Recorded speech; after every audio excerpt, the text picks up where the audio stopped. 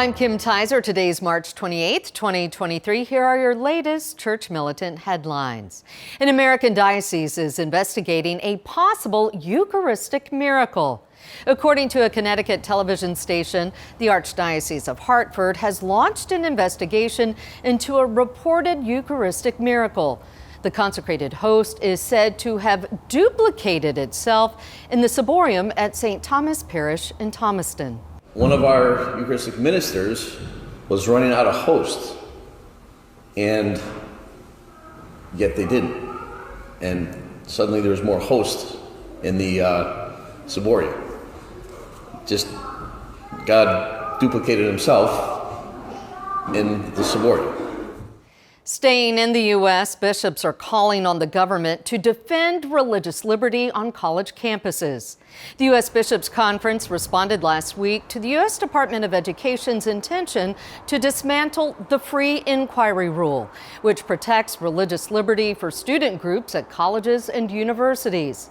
The bishops said the free inquiry rule provides common sense protection for faith-based student organizations that have faced discrimination on many public college campuses for nearly 4 decades.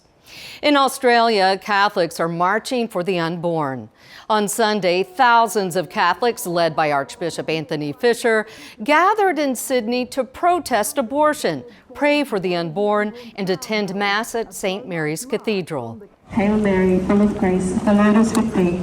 Blessed art thou among women, and blessed is the fruit of thy womb, Jesus. Holy Mary, Mother of God, pray for us. In Europe, bishops are defending Catholic teaching on sexuality.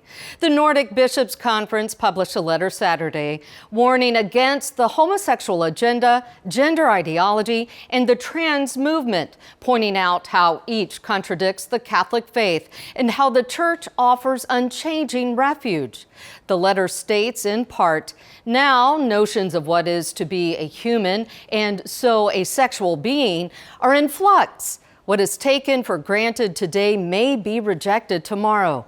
Anyone who stakes much on passing theories risks being terribly hurt. We need deep roots. In Germany, a bishop accused of abuse cover-up is finally resigning. According to the Vatican, Pope Francis accepted on Saturday the resignation of Bishop Franz Joseph Bode of Osnabrück. Despite his repeated insistence, he would not resign. Bode has been accused in 2 abuse reports of covering up clerical sex abuse in his diocese for nearly 30 years.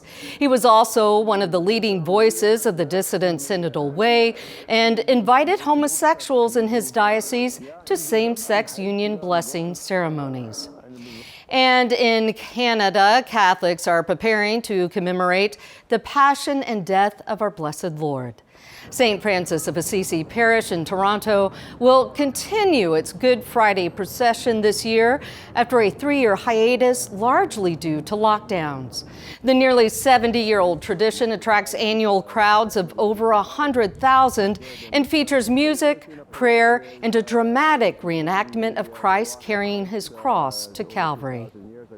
I'm Kim Tizer. Those are your Church Militant headlines. Please watch the Vortex today, where Michael examines why the evangelical movement can't save America. God bless you.